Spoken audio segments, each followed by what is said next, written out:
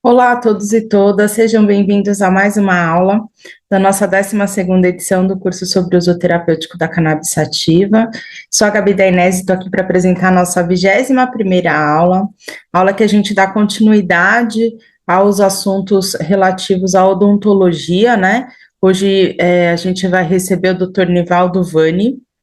Ele é especialista na parte de dor orofacial, ele também é coordenador do CT de odonto da SBEC. É um prazer receber o Dr. Nivaldo aqui, e ele continua a aula iniciada pelo Dr. Guilherme. Conforme prometido, eu falei que eu ia contar um pouco sobre a premiação e a viagem que nós fizemos para Lisboa. A gente foi convidado, né, pelo pessoal da Cana Portugal para receber um prêmio e para falar um pouquinho sobre educação no evento, né? E o evento aconteceu, a premiação na última sexta-feira. A gente recebeu o prêmio da mão da Mila, a rainha do haxixe, foi muito legal. Muita gente de vários lugares do mundo. A percepção é que, apesar de estar regulamentado, eles precisam também, como nós, avançar bastante na questão da educação, da quebra do preconceito, mesmo na hora de passar na imigração, ao policial, né, pediu porque estava ali, o que é normal de praxe, né, o convite, aonde a gente ia ficar e tal, e quando a gente colocou o convite do evento, ele falou se a gente não tinha vergonha de falar que a gente estava indo num evento de maconha, apesar de ser um país que tem regulamentação, né, e que o uso do CBD está totalmente legalizado. Eles têm bastante restrição no THC, a gente visitou algumas lojas, é diferente, por exemplo, de outros países, não existem COFs, né, pelo menos a gente não visitou nenhum ou encontrou nenhum no caminho, a gente viu bastante loja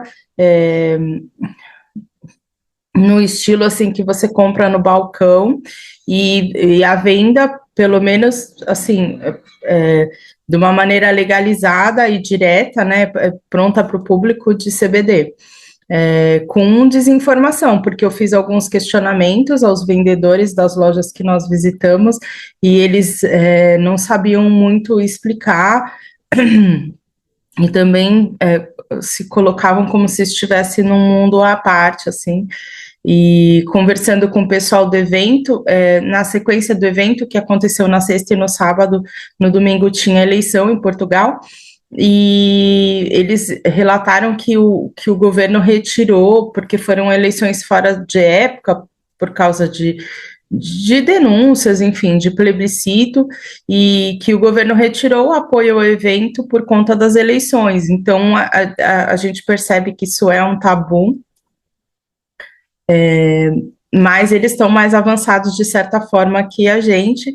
Foi muito legal, nós encontramos pessoas, acho que principalmente pela facilidade da língua, que fizeram o curso, então vocês vão ver nas imagens, algumas alunas de edições passadas, inclusive exibindo certificado, foi falando bastante disso, gente dos Açores, de Cabo Verde, de Portugal, né, tanto de Lisboa quanto de Porto, então foi muito legal essa parte, é muito legal os feedbacks, assim, a gente vê que de alguma forma a gente está transformando em outros lugares, entendo essa necessidade mesmo, né, acho que generalizada, da gente quebrar o preconceito, da gente debater com informação de qualidade.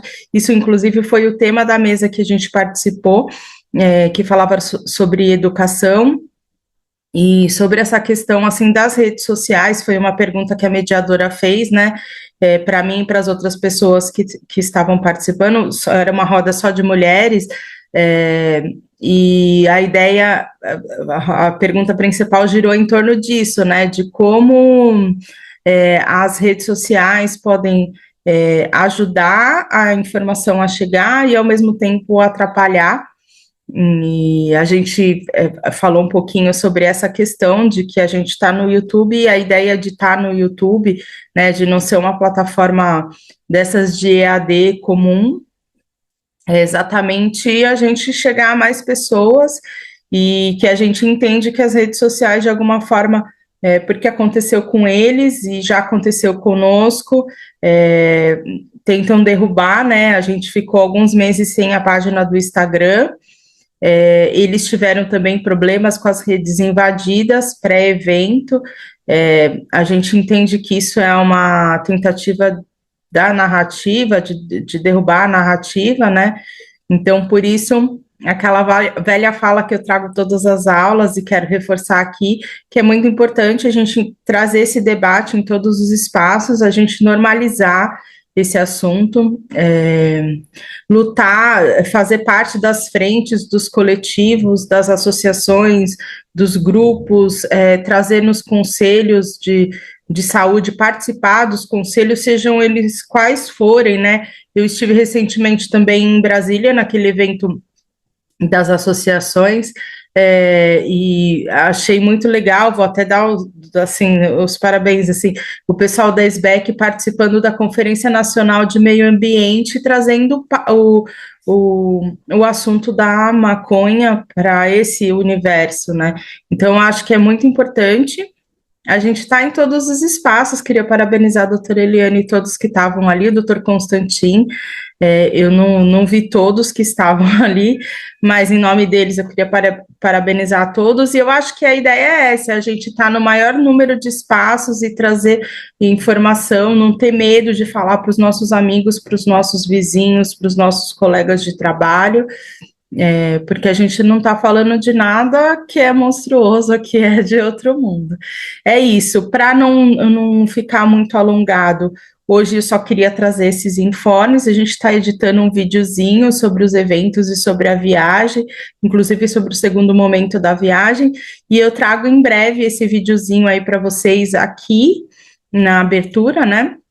Para não ficar muito extenso, que eu já estou falando há bastante tempo, e também a gente expõe lá nas redes sociais, tipo Instagram e etc., para que vocês possam ver um pouquinho do que a gente viu, e acho que o resumo eu dei aqui um pouquinho em informe. Então, tenha uma ótima aula, tenha uma ótima semana. Na próxima quinta-feira a gente se vê com a aula da professora Cláudia. Espero que vocês gostem da continuação da aula de hoje e até breve.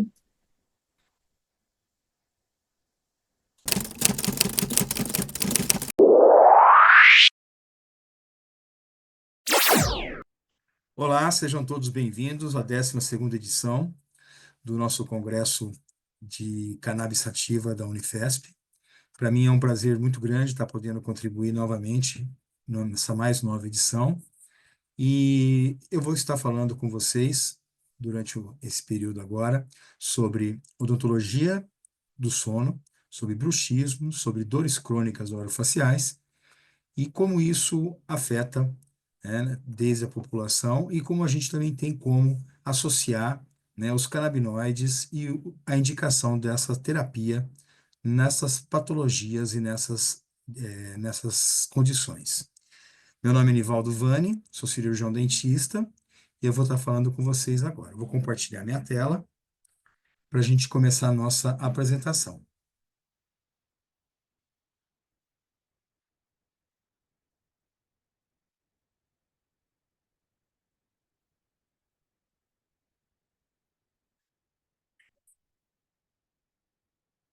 Então, como o tema que a gente está falando vai ser sobre odontologia do sono, dor orofacial, bruxismo e a modulação endocannabinoide que exerce nessas condições.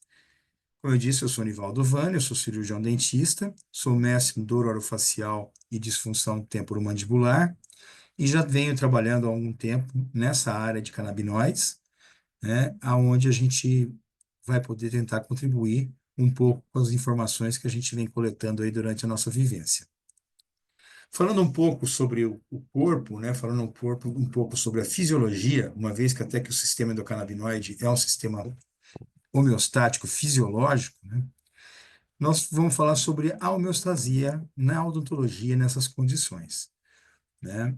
Então, quando a gente pensa em homeostasia, a gente pensa num ambiente onde o corpo ele mantém um processo de regulação, onde uma vez que nós temos um ambiente homeostático, um ambiente onde o corpo funciona de uma forma plena, ele teria um equilíbrio e, obviamente, não teríamos condições, não teríamos espaço para desenvolvimento de doença nenhuma, né? Então, o corpo luta sempre, né? O nosso organismo luta sempre para manter o nosso corpo em equilíbrio, né? E os fatores agressores que a gente vive no dia a dia vão tentar derrubar, né, esse equilíbrio, né? Então, a homeostasia, que é um processo de regulação do qual o organismo se mantém constante no seu equilíbrio, essa é a definição. Então, para a gente entender tudo isso, a gente tem que entrar no nosso metabolismo, né? Como é que o corpo trabalha, né? E como é que esses desgastes, né, vão influenciar no nosso metabolismo, né? O metabolismo celular, nós somos compostos de inúmeras células, né? E essas células vão constituir o nosso todo, né? Então, no metabolismo celular, aquilo que faz a nossa célula funcionar, né? Nós temos aí um conjunto de reações químicas celulares que são responsáveis pelo processo de síntese e gradação dos nutrientes da célula e constituem a base da vida, permitindo o crescimento e reprodução das células, mantendo suas estruturas teciduais e adequando as respostas aos seus ambientes. Ou seja, desde a nossa célula já existe uma luta por esse equilíbrio, né, para promover, né, através desse fluxo de sinergia, a nossa homeostasia através desse processo que a gente chama de metabolismo e o metabolismo da célula, o metabolismo celular. Um outro fator importante que nós temos que considerar nesse mecanismo, além do metabolismo celular, né, e do equilíbrio, é o sistema nervoso, né? Nós temos o nosso sistema nervoso central, que é a nossa caixa de comando, né, que vai determinar as nossas funções aí corporais, né? O sistema nervoso, né, ele possui um conjunto de neurônios que trazem e levam informações do corpo ao cérebro. E dessa forma, eles vão coordenar as funções entre nervos, gânglios, centros nervosos, mantendo o comando das funções vitais. Então, o nosso sistema nervoso, ele vai reger pelo pleno funcionamento do nosso corpo, né? Nós também temos um outro grande sistema, né, que é o sistema neuroendócrino, né, onde a gente vai ter diversas glândulas, né, que produzindo hormônios. Esses hormônios vão ter os elevadores aí que sobem e descem para a regulação das nossas funções vitais, né? Então, esse sistema neuroendócrino vão produzir hormônios e neurotransmissores, que são os nossos táxis aí que vão levar as informações de um lugar para outro, né? E dessa forma vão controlar o metabolismo do nosso corpo humano, promovendo a que a gente falou no começo, o equilíbrio ou a homeostasia, né? Mais para frente a gente vai estar falando do sistema endocannabinoide, como eu falei lá atrás, que é um sistema de regulação da homeostasia corporal.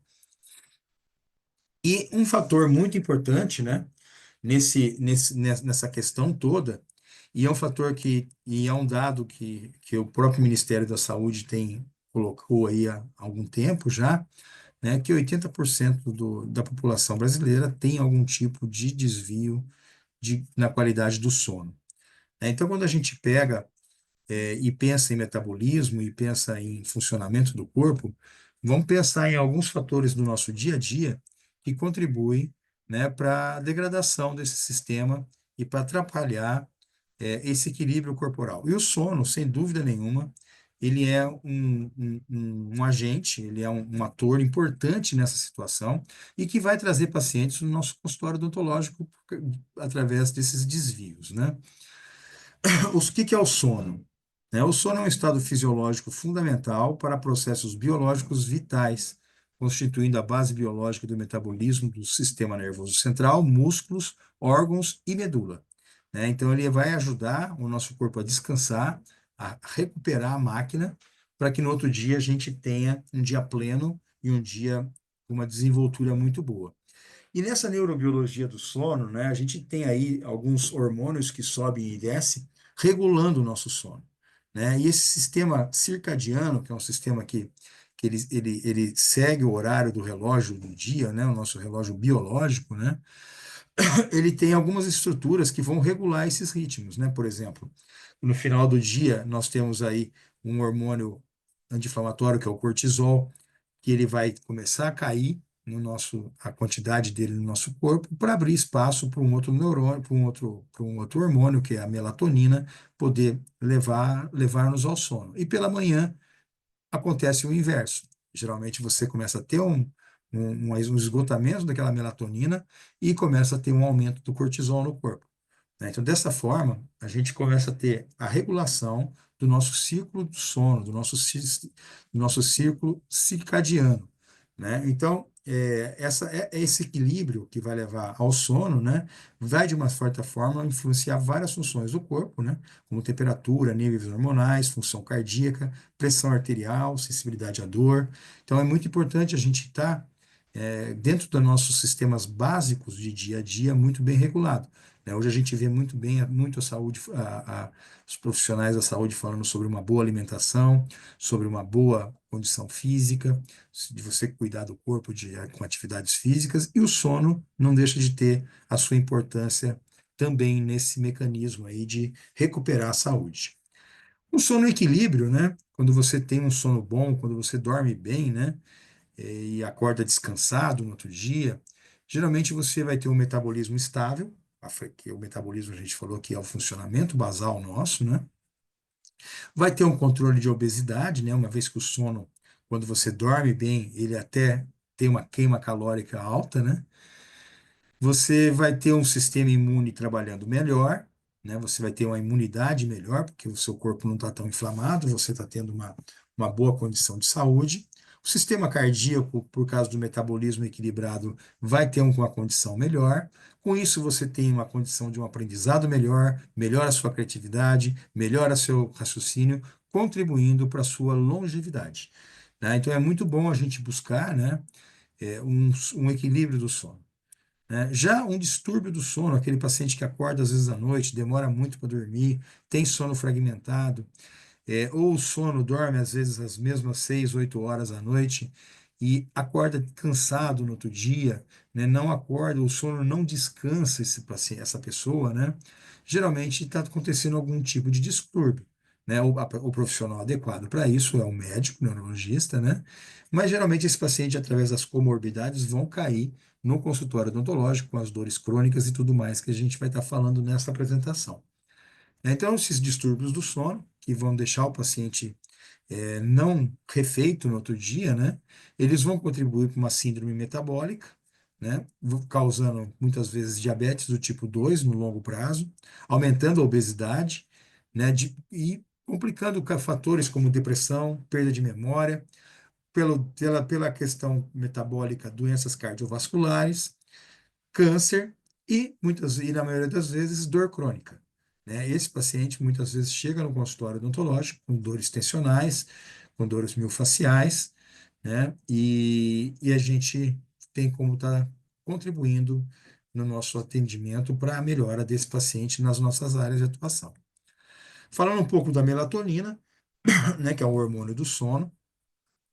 A melatonina é um hormônio que tem, diferentemente dos outros hormônios, que tem uma estimulação química, a melatonina ela tem uma estimulação física, né? Ela não é produzida por mediadores, né? Acontece que quando a gente tem no final do dia que a gente tem o cortisol que começa a baixar, né? E o escurecer com o pôr do sol, né?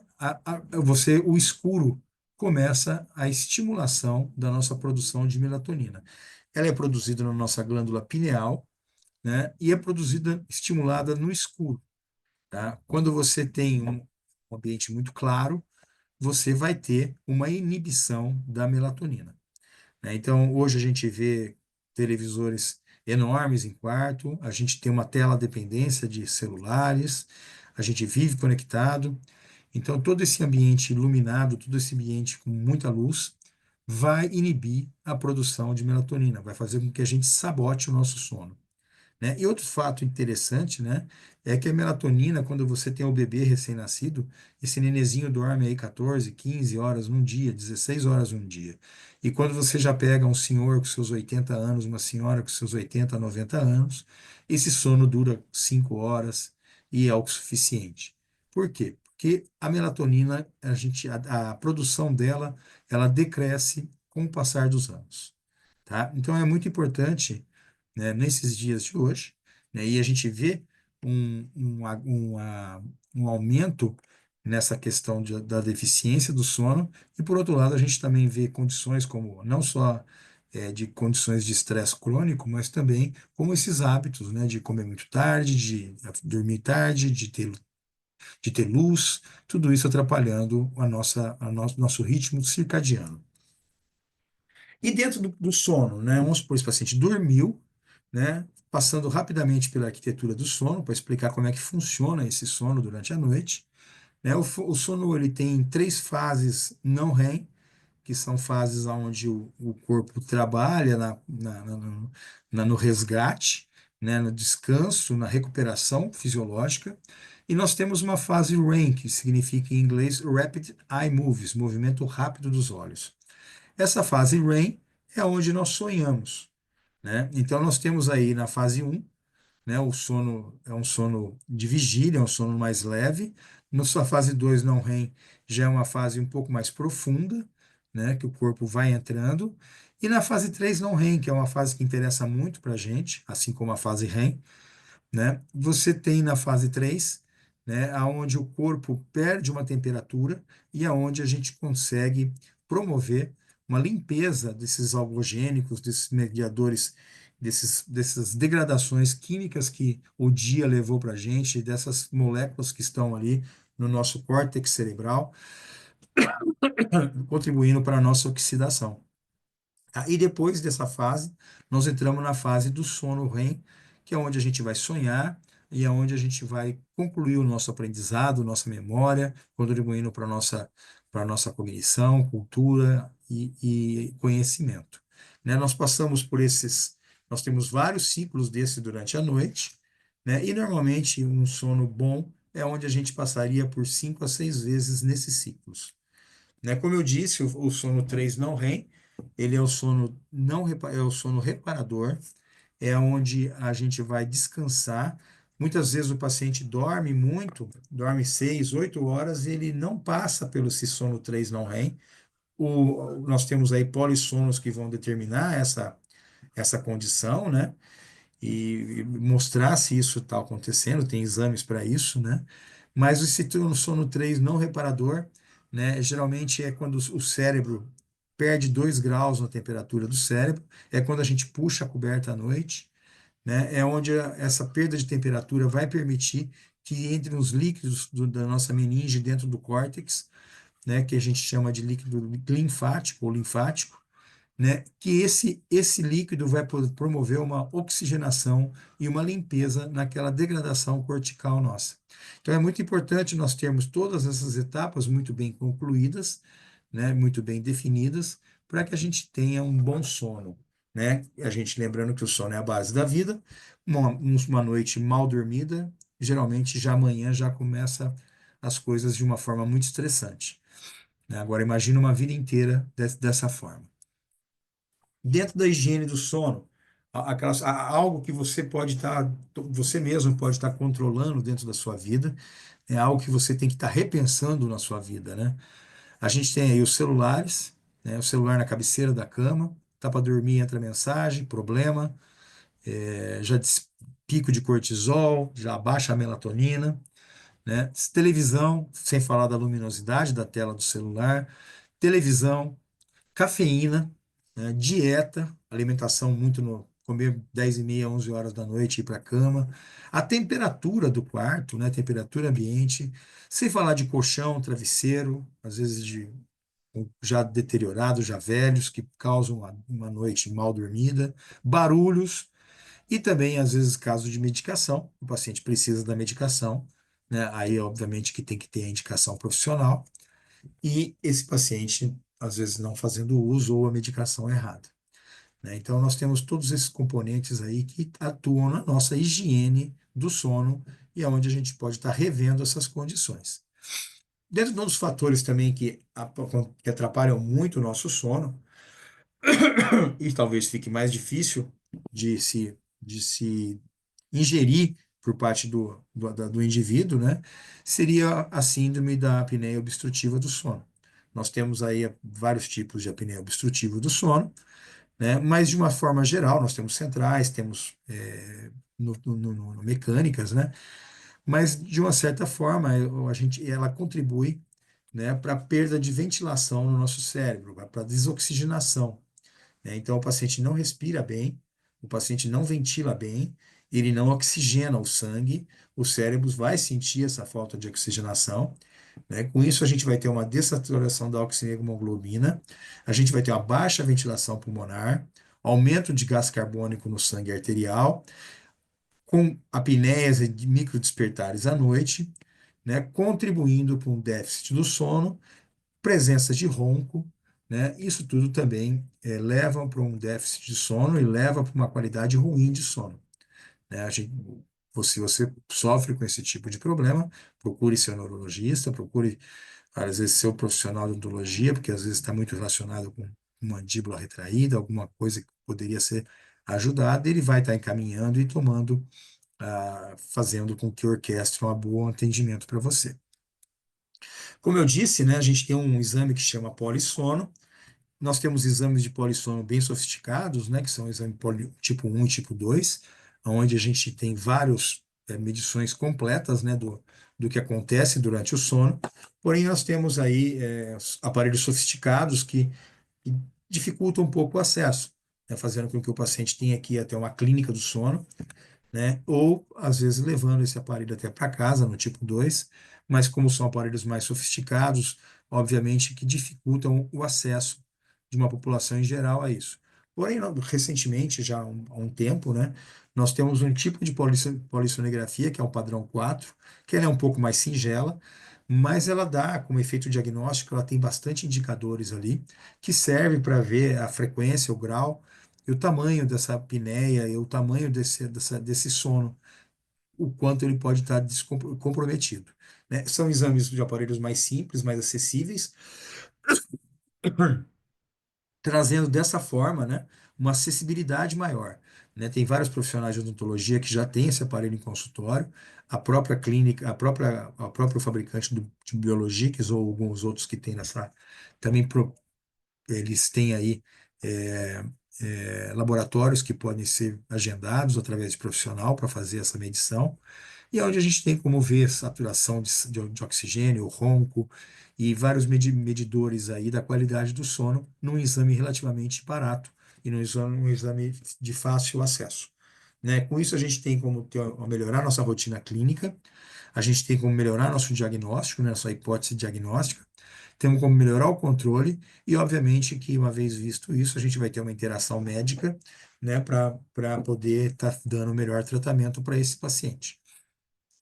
Agora vamos falar, né? Nós falamos de metabolismo, de funcionamento do corpo, falamos de sono, que atrapalha o metabolismo, falamos antes disso tudo em homeostasia, em equilíbrio, né? Agora nós vamos falar de bruxismo, né? Que é um assunto que está muito em pauta, né? Como eu sou da área, sou especialista na área, né? Tenho formação na área, a gente viu um longo tempo de profissão, a gente viu esse tema aumentar muito pós-pandemia, né? E a gente vê muito hoje falando sobre isso, né? E o bruxismo, né? Que é uma condição neurovegetativa, né? Uma condição autonômica, né? É algo que os seus hábitos, o seu funcionamento, o teu metabolismo vão desencadear isso, né? Então, vem, né, um sono ruim, por exemplo, vai levar você provavelmente por uma condição dessa, né? A definição de bruxismo, né, um bruxismo, uma atividade mandibular da mandíbula muscular e repetitiva, caracterizado por apertar ou ranger os dentes e ou por forçar e empurrar a mandíbula. né? Então, ela é um movimento autonômico, tá? Ela não depende do teu start. O teu corpo, o teu funcionamento, o teu sistema nervoso autônomo, que nós temos dois sistemas, nós temos o sistema nervoso autônomo simpático, que nos leva para uma situação de apreensão, de luta, de vigília, né, de atenção, e nós temos o nosso sistema nervoso autônomo parasimpático, que é aquele que nos relaxa de uma forma bem genérica, né? Que nos relaxa e que nos faz descansar e nos leva para uma fuga, né? Então, quando a gente tem um desequilíbrio desses dois sistemas autonômicos, nós com certeza vamos ter um déficit no nosso funcionamento neurovegetativo. Então, dentro das causas aí dos bruxismos, né, e dentro da classificação, né, nós temos o bruxismo primário, que ele é idiopático, né, ele não tem uma causa específica definida, né, ele é o mais comum, né? E dentro dele nós temos aí duas divisões, o bruxismo primário do sono e o bruxismo primário da vigília, né? O bruxismo do sono ele acontece no sono, né? Como eu já disse, ele é inconsciente, ele está relacionado principalmente com aquela questão de ventilação que eu falei, né? Da síndrome da apneia, onde o paciente perde a oxigenação e a mandíbula vai procurar anteriorizar e se movimentar para poder melhorar a passagem de ar. E nós temos o bruxismo primário da vigília, que é aquele que às vezes acontece de forma consciente, ligado com uma preocupação, com uma ansiedade, com medo, né, com estresse, né, alguma condição que leva para esse bruxismo primário da vigília, que é o pior que a gente pode ter, porque geralmente o primeiro do sono, como a gente disse, ele tem um componente fisiológico muito grande, né? Ele está relacionado com a ventilação e uma recuperação, né? O segundo já não, ele não tem sentido de acontecer. Ele é um movimento que vai sobrecarregar a tua musculatura, levando muitas vezes a contrações crônicas de fibras musculares e muitas vezes levando para um quadro de cronificação de dor. Já o bruxismo secundário, né, ele pode ser iatrogênico ou sintomático, né? Ele está relacionado muito com pacientes com doenças neurológicas ou psiquiátricas, como Parkinson, depressão, esquizofrenia, demência, né, onde o paciente começa a apertar, né, por causa de uma origem basal, né, central dessas doenças. Tem menor prevalência, né, por sorte, né, e ele está relacionado, né? Ele pode acontecer em vigília, durante o dia, no sono, até em coma. Tá? Outra condição que traz a essa questão do bruxismo secundário também são algumas medicações. Algumas medicações, principalmente antidepressivos, né? Acabam levando a uma condição de bruxismo secundário, né? Num prazo médio. Também é caracterizado por movimentos repetitivos, involuntários e até incontroláveis. Então, dentro aí dos bruxismos, né, nós temos aí o primário ou idiopático, que ele acontece na vigília e ou no sono, pode ter ambos, tem fisiopatologias diferentes. O do sono é o mais conhecido e mais estudado, né, acomete 8% dos adultos.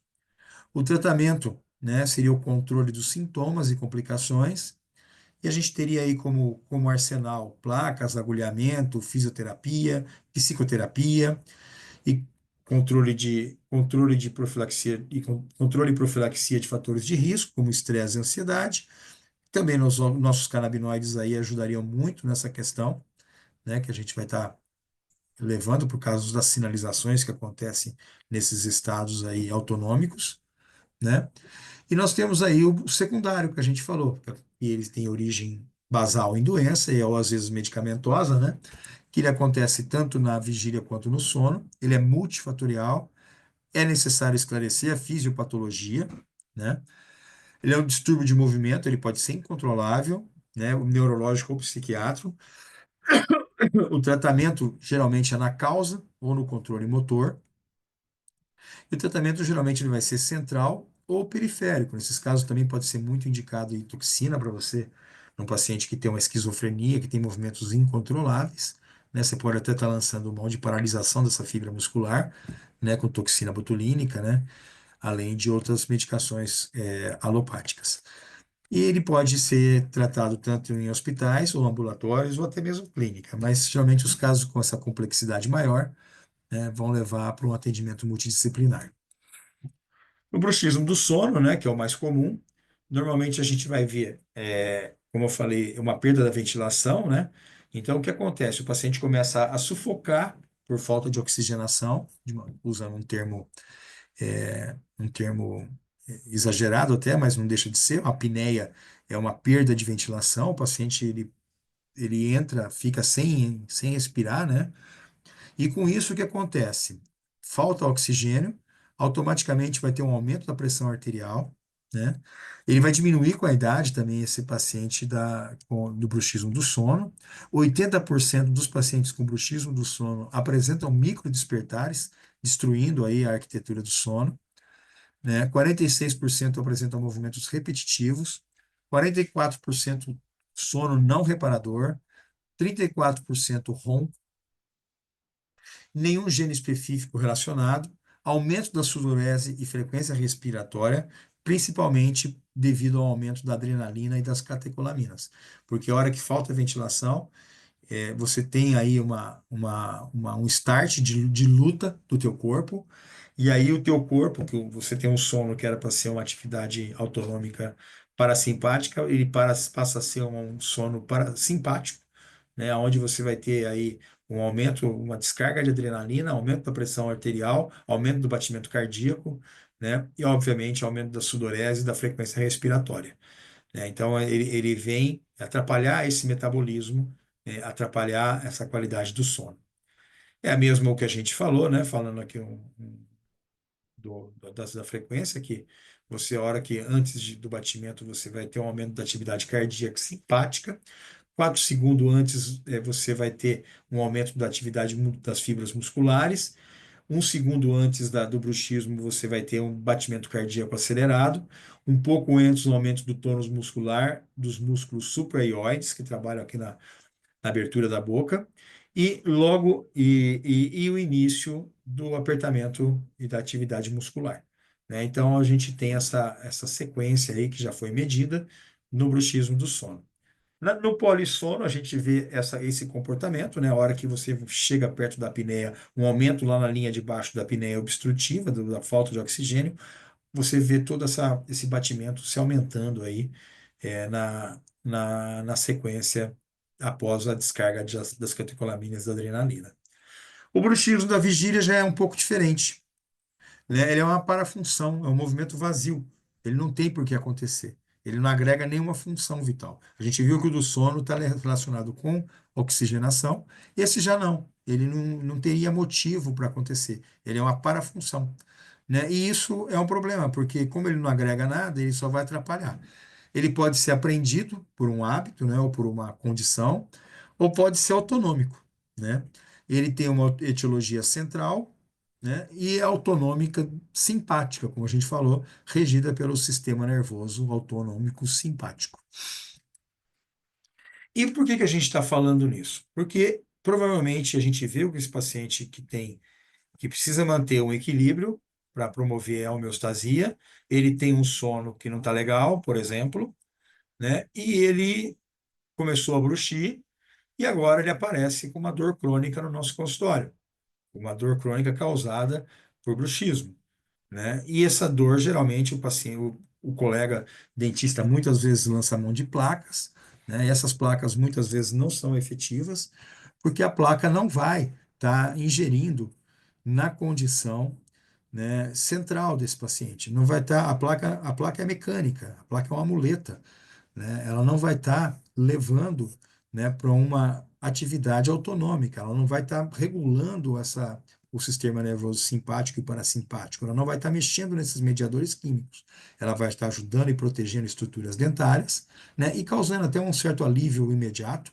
em musculatura cansada, mas com o tempo tende esse alívio imediato a se perder. Sem falar que uma placa simples, uma placa padrão, né, uma placa, um dispositivo intraoclusal convencional de Michigan, né? Ele vai nos pacientes com apneia ele vai piorar a ventilação desses pacientes.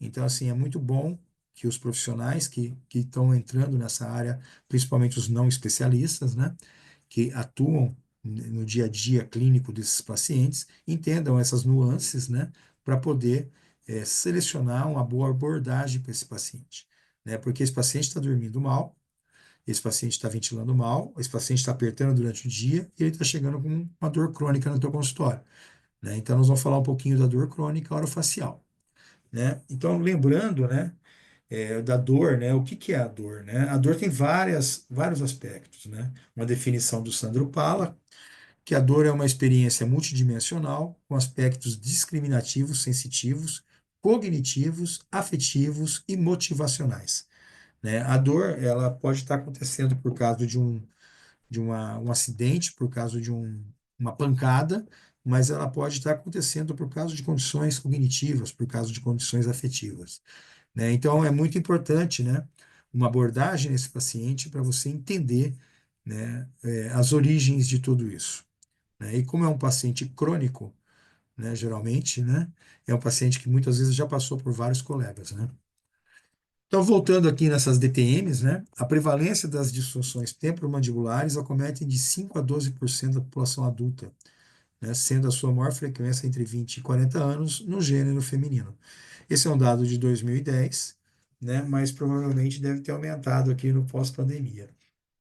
E não tem como falar, né, de dor miofascial crônica, né, de dor crônica desse paciente, sem falar do ponto gatilho miofascial, que geralmente cria bruxismo de vigília, né, muitas vezes causado por um sono ruim, que levou a um desequilíbrio metabólico, vai causar esse danado aí, né, essa condição muscular, né, que é um tensionamento da fibra muscular, que foi, que foi classificado nos anos 50, né, por Simon Travels, como ponto gatilho miofascial, conhecido também como trigger point, né, que é um ponto hiperirritável e palpável dentro de uma banda tensa do músculo esquelético, dolorido a compressão e pode originar dor referida, dolorimento e fenômenos autonômicos, tá? Então, se a gente se palpar, né, a gente vai ver que a gente tem vários desses pontos gatilhos, principalmente nessa região de trapézio, nessa região cervical, né, e também nos músculos da mastigação, porque os músculos da mastigação são músculo esquelético. E se você fica apertando seus dentes o dia todo, seguramente você vai ter pontos gatilhos em masséter, em temporal, e nos músculos da mastigação, né? Então essas bandas tensas, né, elas se contraem e a hora que elas se contraem, elas criam uma crise energética dentro delas que não permite a irrigação. Então, você pode, às vezes, tomar uma codeína, tomar uma medicação central poderosa, e esse ponto gatilho não vai ser desativado, né? E ao contorno dele, dessa bolinha que está se fazendo, é liberado vários mediadores químicos algogênicos que promovem dor. Então, essas condições acabam cronificando a dor.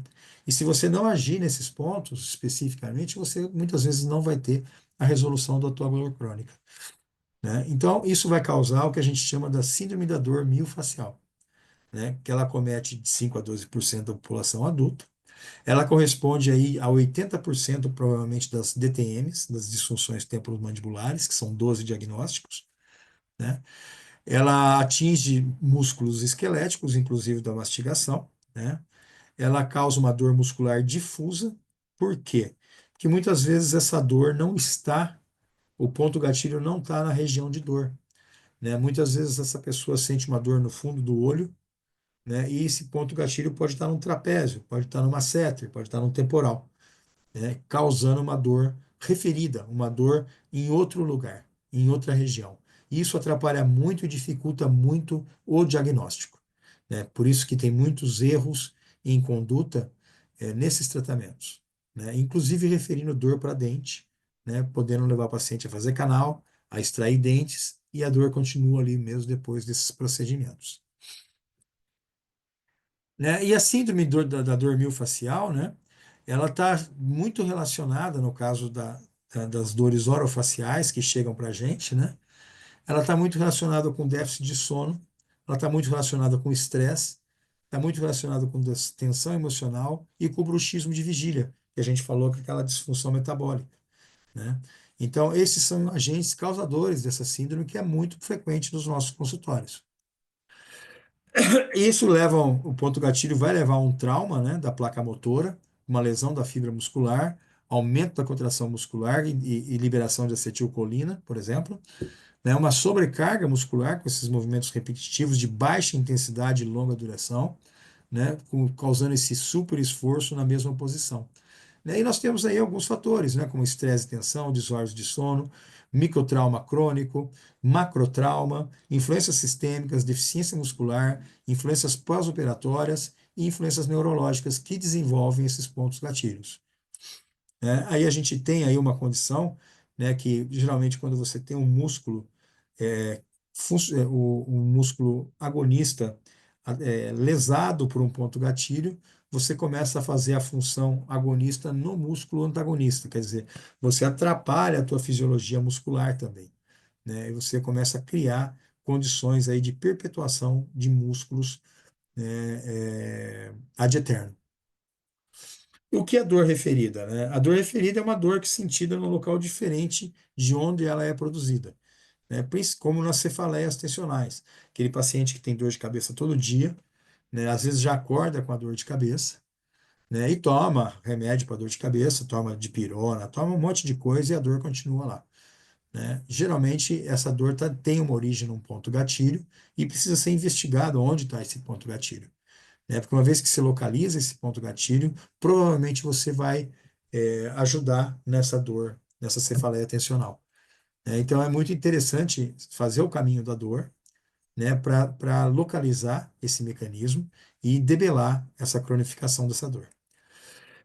Aqui nós temos exemplos aí de alguns lugares onde está em X o ponto gatilho, referindo dores para outras regiões, né? Então nós temos aqui no primeiro quadro à esquerda um ponto gatilho no trapézio, que refere dor para a região ali de temporal e masseter, na suboccipital, e nós temos ali diversas áreas que pode estar referindo e irradiando dor para áreas diferentes.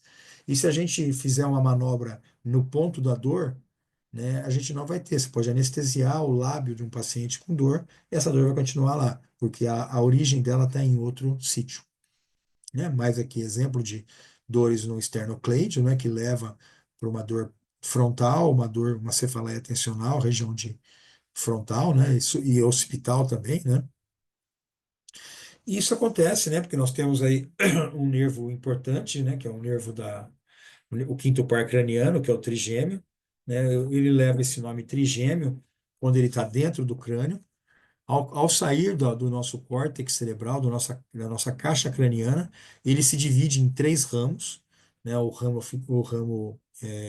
oftálmico, né, o nervo oftálmico, o nervo maxilar e o nervo mandibular, né, e ele praticamente vai sensibilizar a nossa face quase que toda, né, e tem o terceiro ramo, que é o nervo mandibular, aonde além de ser sensitivo, ele também é motor, né, produzindo movimentos de abertura, né, e fechamento de boca. Então é um nervo importante, né, onde a gente vai ter essa sensibilização aí praticamente na face toda.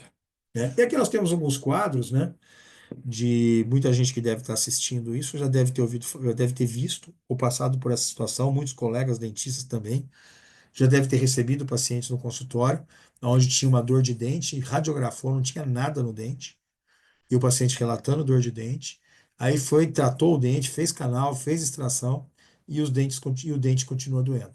Muitas vezes essa dor não é odontogênica, essa dor ela é muscular e está referindo para o dente. Então, assim, é um erro diagnóstico muito comum até hoje, tá? É muito comum, é muito fácil de você ver até hoje colegas fazendo isso, fazendo extrações, restaurações em dentes que não tinha essa indicação, né, por uma falta de diagnóstico. Temos métodos hoje para fazer esse diagnóstico diferencial muito conhecido, né? E então é muito importante que se tenha esse conhecimento para procurar muitas vezes essa dor de dente fora da boca. Né? Então, voltando ainda sobre o ponto gatilho miofascial, né? Essa contração excessiva da musculatura, né? Que o bruxismo vai levar, por exemplo, né?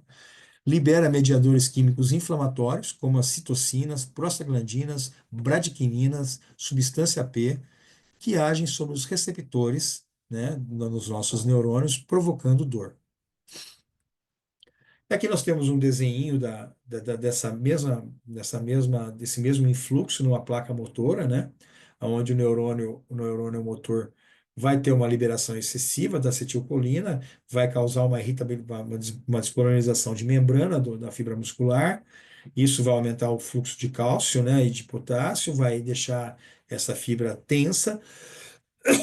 Com isso, você vai ter uma contração desse sarcômero, que é a unidade muscular, né? Essa contração vai causar uma crise de energia, porque não vai chegar sangue dentro desse sarcômero, né? Então, você, muitas vezes, com a medicação central, mesmo os opioides, você não vai tirar essa dor, né?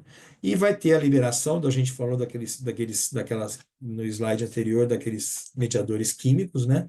Causando dor, e isso vai levar de novo a dor para o neurônio motor, criando um ciclo de cronificação de dor, tá? E aí a gente tem, né, essa dor dentro dessa sensibilização periférica que o ponto gatilho causa, né? Você vai ter uma cronificação central também. Então a gente tem esse influxo de informação indo para o cérebro, né? Você tem aí a condição de dor. Você não vai ter a modulação no segundo neurônio, que pode para aliviar essa dor, né? Então, muitas vezes essa dor começa a ter uma crise, né, dessa via descendente de dor, né? Então, o que que vai acontecer? O ponto gatilho libera substância neurogênica, você vai ter uma sensibilização central no teu córtex, a cronificação do ponto gatilho, né, com essa constante contração da fibra, né, e liberadores de mediadores químicos e substância P, vai levar para uma dor referida. Essa via de analgesia, que seria a ligação entre os dois, o segundo e o primeiro neurônio, dentro do córtex, onde haveria a modulação e o controle dessa dor vai ficar comprometida, né? Aí você vai entrar com medicação, vai entrar com antidepressivo, recaptadores de serotonina, e muitas vezes você com a cronificação não vai ser suficiente. Os canabinoides entram muito bem nessa situação por causa do efeito neuromodulador, né? E você vai ter uma cronificação da dor, tá? Então é um mecanismo que você tem uma sensibilização periférica e central acontecendo nesse paciente. E dentro da odontologia, né? Enxergando a odontologia no forma do sono, né? O que que a gente tem que investigar nesse paciente, né? Nós vamos investigar a qualidade do sono nesses pacientes com dor crônica, né? Nós vamos investigar a apneia e respiração desse paciente. Nós vamos estar salientando a importância do sono 3 não REM para a ativação desse sistema linfático, que a gente falou que limpa aquela degradação que tem no córtex. Nós vamos ter que vamos trabalhar na oxigenação e reparação desses fluidos corticais. Nós vamos estar tentando modular as vias de analgesia, seja com medicação, com canabinoides, ou por melhora de função, né? Vamos encaminhar esse paciente que está deprimido para um psiquiatra para cuidar dessa depressão, porque geralmente esse paciente vem com um quadro depressivo, né? E se esse paciente também tem sedentarismo, né? Obviamente que você vai encaminhá-lo para cuidar disso com o médico dele, com atividades físicas e com o acompanhamento melhor, né? Então, são crises que você tem já num estado já de começar de uma doença metabólica, causando tudo aí nessa odontologia do sono que a gente chama. E na ortodontia, que é uma outra especialidade minha também, que eu trabalho bastante, que temos aí uma das maior concentração de de profissionais na odontologia é na ortodontia, né? Quando que a gente tem que interessar, né? Como que a gente pode estar vendo esse paciente, né? De forma até preventiva, porque esse paciente muitas vezes chega para a gente com 5 anos no consultório, né? Com 6 anos. E a gente tem condições, às vezes, de fazer manobras para desviar esse crescimento e promover ventilação melhor nesse paciente, para evitar um problema muito sério quando ele chegar com seus 40, 50, 60 anos. Então, nós temos que avaliar a respiração dessa criança quando ela chega no consultório. Muitas vezes ela já chega com bruxismo também, né? Temos que avaliar se esse paciente, tanto adulto quanto crônico, né? O bruxismo também, em todos os pacientes, tanto adulto quanto crônico, né? Ver se ele tem dor crônica, ver se ele também tem essa condição de ronco e apneia, né? Geralmente, o paciente com respiração bucal, né, e síndrome, e está relacionado com sono, né, geralmente ele vai ficar com a boca aberta, né, promovendo o que a gente chama de face adenoideia, ou bird face, aquele rosto longo, aquele perfil convexo, né, causado pela abertura de boca. Os lábios não fecham, né, tem uma incompetência labial. Automaticamente, a língua, que deveria estar encostada no céu da boca, no palato, vai cair para a mandíbula, né, podendo levar para uma atresia, uma mordida cruzada e uma mordida aberta, né?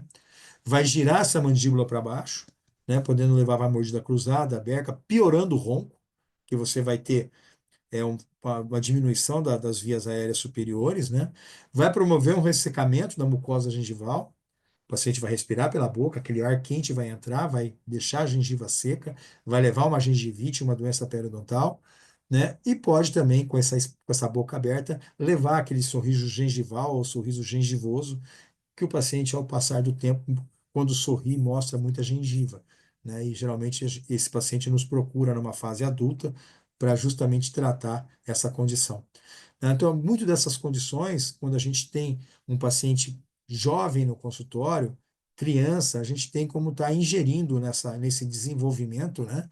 Fazendo com que você restabeleça. E aí está um caso, né, de uma criança que chegou, né, com essa condição que a gente vê de um perfil convexo, né, um paciente em desenvolvimento, um degrau grande anteroposterior na mordida dela, na dentadura de leite, e que a gente aqui, né, obviamente com uma diminuição das vias aéreas, e que a gente fez um tratamento ortopédico, na hora que a gente fez um avanço de mandíbula na época, e finalizamos com o aparelho fixo, ficou muito bonito o caso, né, onde a gente vê aí a sobreposição de perfil, né, o tanto que a gente conseguiu avançar na posição de mandíbula, né? Então, essa é uma paciente que, se ela terminasse o crescimento dela assim, e ela quisesse resolver esse caso dela com 20 anos, por exemplo, ortodôntico, muitas vezes ela teria que fazer uma cirurgia de avanço de mandíbula. Ou se ela não fizesse nada disso, provavelmente esse paciente, quando chegasse nos seus 40, 50 anos, com a queda do véu palatino, diminuição do espaço aéreo bucal, seria um paciente com problemas de ronco, apneia, pela, pa- pela, pelo tamanho reduzido da cavidade oral, né? Então, assim, é um paciente que está todo dia no nosso consultório, isso é muito comum, né? A classe 2 ela representa aí mais de 70% das más oclusão, e está aí para a gente estar cuidando dessas crianças de uma forma adequada. Né? O bruxismo, né, a gente pode levar para a gente a erros de diagnóstico, né? Às vezes o paciente está com dor e tem uma postura de fechamento bucal diferente do correto, né? Isso pode levar a gente a erro de diagnóstico, né? Ele pode quebrar aparelho, pode levar a um atraso e uma má qualidade no nosso tratamento ortodôntico, né? Outro aspecto importante, né? E aí já para os nossos colegas dentistas que estão assistindo, né? Um paciente com dor, né? Não se deve realizar nenhum tratamento reabilitador em pacientes com dor. Você não vai fazer um protocolo, você não vai fazer uma ortodontia, você não vai fazer uma reabilitação oral num paciente que tem dor. Você vai levar esse paciente para um estado de conforto e depois você faz a sua reabilitação. Aqui nós temos um exame simples de fazer, né, de fazer no consultório, que é o exame de Mallampati, né, para você avaliar a possibilidade de ronco e apneia, onde o paciente põe a língua para fora e faz o A, e a gente avalia, né, a quantidade de passagem de ar que esse paciente tem pela boca, né? Então é um exame clínico, um exame que não precisa de equipamento, não precisa de material nenhum, né, que a gente tem condições de estar avaliando a qualidade dessas vias aéreas aí intraoral. E também, numa própria radiografia, a gente, quando tem condições de ver aqui no espaço orofaríngeo, né? Nesse paciente aqui, a gente vê um estrangulamento na passagem de ar aqui, né? Onde é um paciente que, apesar de ter uma boa oclusão, um bom perfil, uma boa condição ortodôntica, é um paciente que não respira, que não passa o ar pela orofaringe dele. É um paciente que tem ronco, é um paciente que tem apneia, e é um paciente que precisa melhorar esse espaço físico aí para poder ventilar, né? Nós temos os polissonos, que são aqueles exames que a gente tem sofisticação para mostrar essas fases dentro do nosso sono. Nós temos aí o tratamento Gold para esses pacientes, que é o CPAP, onde você melhora essa ventilação, né? Melhora a respiração desse paciente, a oxigenação. Nós temos também os aparelhos intraorais, né, que promove um avanço da mandíbula para melhorar a passagem de ar, né, que serve tanto para ronco, melhorar às vezes o barulho, né, desse paciente que às vezes é casado e tem um companheiro do lado, uma companheira, e incomoda esse barulho, né, como também melhorar a sua própria ventilação, né, com a passagem de ar, uma vez que esse aparelho vai avançar a mandíbula, né, e permitir a melhor ventilação. E muitas vezes, nesses pacientes que têm essa passagem de ar reduzida, né, nós temos que lançar mão de avanços cirúrgicos, como nesse caso, foi feita uma cirurgia de maxila-mandíbula, que a gente vê os parafusinhos ali, onde trouxe toda a face desse paciente para frente, justamente para melhorar essa ventilação e melhorar essa condição respiratória do paciente. Não é só ronco, é ventilação, é crise metabólica, é qualidade de vida, tá, gente? Então, hoje, ou antigamente a gente via ortognática somente como uma cirurgia ortognática, somente como uma questão estética, né? Hoje não, hoje a gente vê como uma condição fisiológica, onde você melhora a ventilação desse paciente, melhora a qualidade de vida e a longevidade, né? E falar agora, né, que a gente falou dessa condição toda, dessa bagunça toda que a gente levou, né, onde que entra o nosso sistema endocannabinoide, né? Já que a gente está num curso de canabinologia, né? Então, falando um pouquinho aqui, eu tive a oportunidade em quatro mãos de poder escrever um capítulo de livro desse tratado de cannabis medicinal, né, um tempo atrás, a convite do pessoal ali da psiquiatria da Unifesp, né? E vou falar um pouquinho do sistema endocannabinoide, né? O que é o sistema endocannabinoide? É um vasto sistema de sinalização que o corpo humano tem, né? Que tem a capacidade de manter a nossa homeostasia, né? Então, toda vez que o nosso corpo cai a nossa homeostasia, como o termostato de um ar-condicionado, quando a temperatura sobe, ele liga aquele motor para voltar à temperatura que foi buscada, né? Nós temos esse sistema endocannabinoide que trabalha da mesma forma. Quando o nosso corpo, que ele trabalha para se manter homeostático e para se manter naquela luta contra a doença, né? Quando tem algum fator agressor, né? Quando alguma coisa tirou o nosso funcionamento daquela homeostasia, né? O nosso sistema endocannabinoide ele vai produzir, né, neurotransmissores que vão ligar com alguns receptores canabinoides que o nosso corpo tem e buscar o equilíbrio desse corpo, né? Então, nosso sistema endocannabinoide ele trabalha justamente na promoção da homeostasia, né? E nós temos ali dois receptores importantes, né? Principais, o CB1, que está relacionado com o sistema nervoso central, o CB2, relacionado com o sistema imune, né? Periférico imune.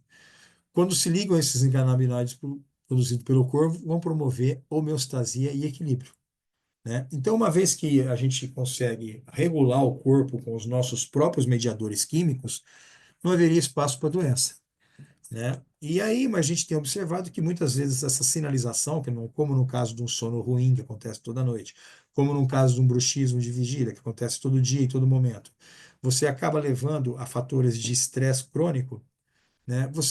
O teu corpo não vai conseguir acompanhar a produção desses neurotransmissores para suprir, né, esse equilíbrio endógeno. Então, você pode lançar mão dos nossos fitocannabinoides, né, dos nossos canabinoides presentes na planta cannabis sativa, porque eles têm, principalmente o THC, tem uma relação muito análoga à da anandamida, que é um mediador químico, é um endocannabinoide, né, e os outros canabinoides também vão ajudar, né, na regulação desse sistema endocannabinoide, e de uma certa forma você tem como suplementar o nosso sistema endocannabinoide com os fitocannabinoides da planta, né? Então, os principais endocannabinoides que o corpo produz, né, são a anandamida e o 2-AG. Né? Vocês têm módulos durante o curso que vai falar muito mais sobre o sistema endocannabinoide, então não vou adentrar tanto nesse tema, vou falar rapidamente, né, e deixar esse tema para os outros palestrantes que vão cuidar melhor dessa imersão, né? Então, nós temos aí o corpo, quando ele dá aquele start de regular a temperatura, que eu usei o ar-condicionado, né? Vai ser produzido a anandamida 2-AG, que vai buscar equilibrar esse sistema que entrou em desequilíbrio, né? E a gente tem como o THC e o CBD e outros canabinoides, como CBN, CBG, THCV e outros mais, né? Que você pode estar receitando para o teu paciente, né? Para fazer a regulação e a modulação do sistema endocannabinoide, né? Esses fitoelementos, né, que são presentes na planta, né, ainda vão se somar com terpenos nos óleos que tem, né, a gente tem aí apresentações de óleos que são isolados, né, que tem só o CBD, só o THC ou só o CBG, né, mas nós temos aí alguns produtos que são produtos de espectro longo, que são produzidos da planta toda, né, como os óleos full spectrum, né, e como os óleos broad spectrum, que seria o óleo full spectrum que foi removido o THC, né, onde além de ter os canabinoides daquela planta, nós também temos terpenos, que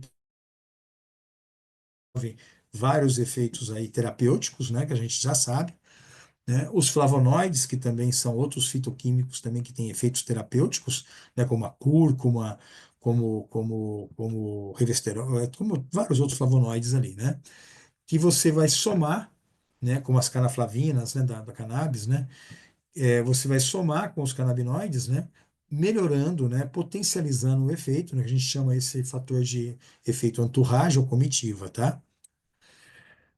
E na odontologia, né, já que eu sou um dentista que estou falando aqui de odontologia, né, a gente tem aí a indicação dos fitocannabinoides, né, de uma forma bastante ampla, né? Nós temos a indicação antimicrobiana, que a gente sabe que o CBD e o CBG têm uma característica muito interessante em bactérias gram-positivas, né? Ele é muito efetivo nessa questão antimicrobiana, né? E a gente sabe que grande parte das bactérias bucais são gram-positivas, né? Como Streptococcus e Staphylococcus, né? Eles induzem a forma questão de enxertos ósseos, melhoram doenças degenerativas, além de contribuir com dor, né? E essas prescrições de canabinoides na odontologia, né, a gente tem aí um impacto muito interessante nas disfunções temporomandibulares e dores orofaciais, né? Principalmente as com base em bruxismo de vigília, ansiedade, estresse e déficit de sono. A gente consegue bastante resposta positiva, né, com a terapia canabinoide nesses pacientes, né? Obviamente que o paciente que não ventila, que tem uma falta de oxigenação, porque não passa ar, os canabinoides não vão ser tão efetivos porque existe uma obstrução mecânica, né? Mas você consegue, às vezes, modular algumas outras situações de dores e efeitos de comorbidade, né?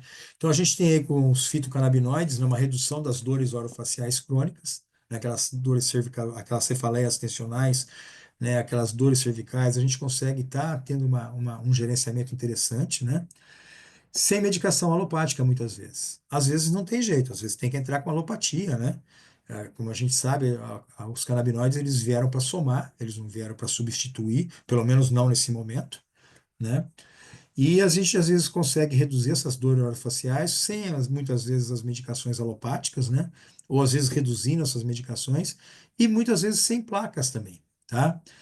E além de falar que a aderência ao tratamento odontológico é bem grande, porque o paciente observa essa melhora, né? Então, muitas vezes o paciente ele adere, né? Dificilmente você vê, né, o paciente abandonar um tratamento desse, né? E essa modulação também, falando dos canabinoides ainda na odontologia, né? A gente tem vários, que são usados principalmente na dor crônica com muita efetividade, né? Também tem aberto uma aplicação bastante ampla na harmonização orofacial, que é uma área que está tendo muita procura na odontologia, tanto e também muita procura por paciente, né? Uma vez que a gente tem aí os canabinoides, os fitocannabinoides podendo estar trabalhando de uma forma sistêmica na modulação do sistema endocannabinoide, e também numa forma diretamente na pele, né? Com aplicação de produtos dérmicos, né? Então você tem aí uma condição muito interessante para essa especialidade que é a harmonização orofacial com a terapia canabinoide também, tá? Então, dentro ainda do que a gente está falando, né, a gente conseguiria ter um efeito antioxidativo muito grande, porque a gente sabe que o CBD ele melhora a questão antioxidativa, né? A gente viu que o sono ruim leva a uma oxidação. Então, se você melhora o sono, você vai melhorar essa questão de oxidação, né? Você vai melhorar uma regulação hormonal, porque você tem um equilíbrio já no teu eixo de HPA, no teu eixo de cortisol, né, de cortisol e de melatonina, né? Você vai ter uma diminuição desse estresse, porque você está dormindo melhor, você tem os seus neurotransmissores melhores dentro do corpo, você vai ter uma redução da ansiedade também, né? E você vai ter uma longevidade aumentada, né? Porque todos esses fatores vão contribuir para uma ação anti-envelhecimento, né?